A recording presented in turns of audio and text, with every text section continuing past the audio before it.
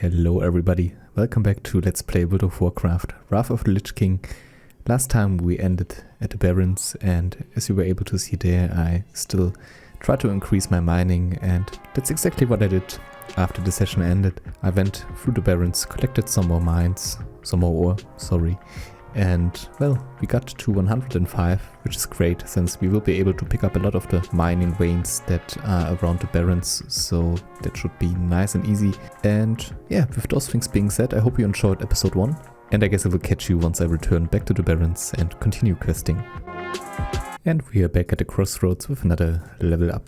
It's pretty insane how much experience you get. What I like about the barrens is that although it's pretty widespread and you have to walk a lot of times and well, very far, the quest hubs are still pretty close together, so I think that is also one of the reasons this is one of the most iconic places in World of Warcraft. I mean, next to the Barrens chat of course, and since it's a level range from about level 10 to 25, a lot of players like trolls, orcs, even Tauren are going to level at the Barrens. So that's of course a reason why the chat is pretty insane, since it's just a huge amount of players.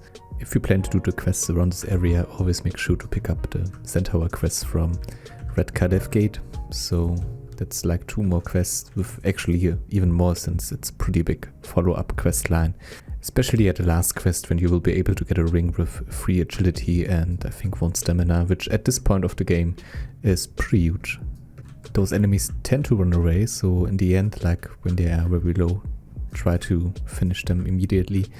Maybe if you have a stun or like a slow, that also works, but those guys net you and those other guys are ranged. Actually, as you were able to see with the bows, they are also ranged. So that can be a bit annoying. Other than that, this questing area is pretty straightforward and easy. But try to keep that in mind, like maybe a stun at the end if they are getting low or slow.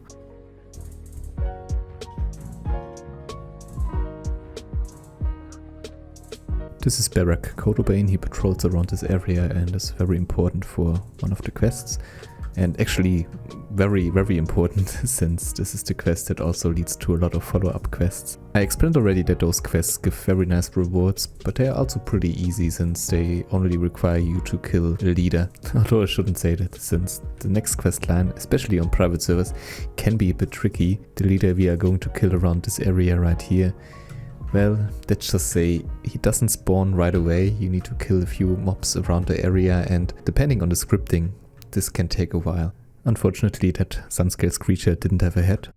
If you receive quest rewards that you just don't need, always make sure to check for the price. In Wrath of the Lich King, this is not an add-on, you can just see it like that. On other expansions like Vanilla and TPC, you probably should get an add-on that explains that to you, since you can make some good money with this too. Yeah, we just got tagged. Apparently it's Pilgrim's Festival right now, so he asked me, and yeah, no problem. I think orc rogues are pretty rare. He needs that for an achievement.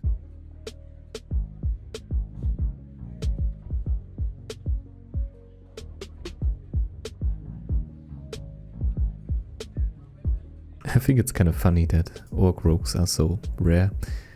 In my opinion, at least PvE, they are far superior to undead, like in terms of class race combinations, min-maxing. I think it's the best you can get. For PvP, since Will of the Forsaken is just very, very strong, I think you can argue that undead is better, but with sturdiness, with the increased weapon expertise for fist weapons and axes, and of course thanks to Blood Fury, I think orc rogues are pretty badass. Since I just talked about the Pilgrim's Festival, you can use that to increase your cooking skill almost to max level with very, very low effort. Got a guide for that on my channel too. I think it's for Cataclysm, but you can just use that as well for Wrath of the Lich King. So if you're looking out for that, and if you're interested in that actually, then maybe search it on my channel and you will be able to get a good guide on this.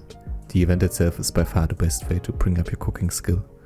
Usually at this point I would probably pick up this quest and run all the way to Thunderbluff, but right now, to be honest, I can't be bothered. Like, I'm level 16 already, which is way higher than I would be at this point on a ×1 server. So I will try and focus on the easy quests on my way to level 20, which should be, well, not that far away, considering we have this huge increase in experience.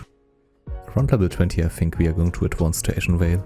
By the way, if you skilled cooking, you can pick up a quest right there at this hut, which will require you to go around this area to the Dwarven digging site and collect some rats, I think. Dig rats, they're actually called. Since this is a quest hub by itself and you are probably going to do this, I would recommend to pick up that quest over there. But I didn't pick up cooking on this character since I already have it on my main. Another quote-unquote hidden quest is right here at this camp. So if you are on your way to Ratchet or maybe even to Camp Techero, sorry, I've butchered that name probably. But yeah, if you are on your way, like Crossroads is over there, the cooking quest is right there, then you can find Chat's empty keg right here, which is a pickup quest. You just have to accept it after you collected the keg, and you need to hand it in Ratchet. Again, for just picking up that keg, it's a lot of experience, so very worth it. Just very low effort and very high reward. We are about to do the quest I was talking about earlier, Varrock the Dervish, which, well, let's see how well it's scripted on Sunwell.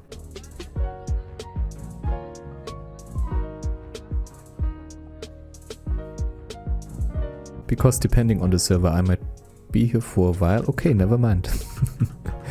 That was fast. I liked it. I think I killed just around 2 NPCs and he spawned, so that's pretty nice. Now we are entering the Goblin City Ratchet, and usually you probably should be around level 14 or 15 when you come here to do a lot of the quests that are available at this area. Quick mention here, I wouldn't advise you take Minus Fortune. It's a pretty far off quest and the drop chance is ridiculous. Like sometimes I've played on characters where it was in the first 1 or 2 NPCs you've killed, and on other servers it took me like 50. So this is no exaggeration, this actually can make you mad, and for that reason alone. And again, it's pretty far off, so you probably shouldn't do it. If you decide to do it, then wait with a long quest line called the Camouflage, which eventually will lead you to this area and also require you to kill dozens of those miners around this mine right here. So you can combine those two, which makes it a little more efficient. But other than that, probably just skip them altogether, especially on a high rate server. You don't need to do those quests.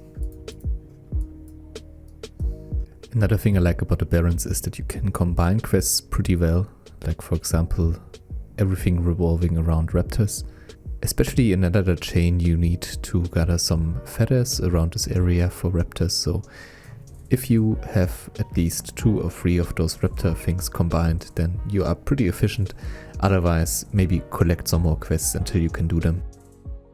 Another piece of advice, don't do Consumed by Hatred before you enter Camp Ratchet, since you can get another quest around this area and, well, it just is very convenient. The quest is called Tribes at War. Those Quillboars also drop blood shards, and it's very important for you to keep them because for one, well, it's a quest that follows up after the one you are doing right now, so some nice experience. And after that you can trade them for some nice buffs like plus 10 agility, plus 10 strength, and also movement speed increase. So that's pretty neat. I'm looking very much forward to level 20 since we are going to get riposed and also poisons, so this will be a huge damage increase. Also we can learn riding, so level 20 for rogues is pretty insane. On top of that, I haven't been to my class trainer in a while, so this will be another huge damage spike.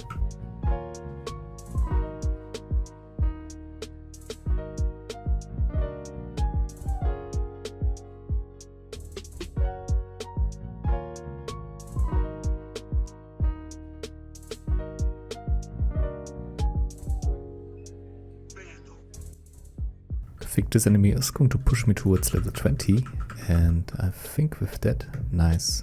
This will be a very good point to end the episode. I'm going to finish those remaining quests. They will be done very fast, maybe like 10 more minutes. And with handing in all of those quests, we are probably around level 21, 22. I'm going to pick up my riding skill, my new talents, my skills from the class trainer, and yeah, I think we have a very nice time in the next episode with poisons, with riding. I like how things are going so far. 2 episodes, level 20, so we are on a roll here, and we should be able to complete everything in a pretty nice time with a number of episodes that won't be too high. So let's wrap things up right here, and again, I see you guys in the next episode. Thanks for watching. If you enjoyed this one, then please leave a like, would be much appreciated. And you let me know that I should continue with the series. Other than that, again, Have a great time. Bye guys.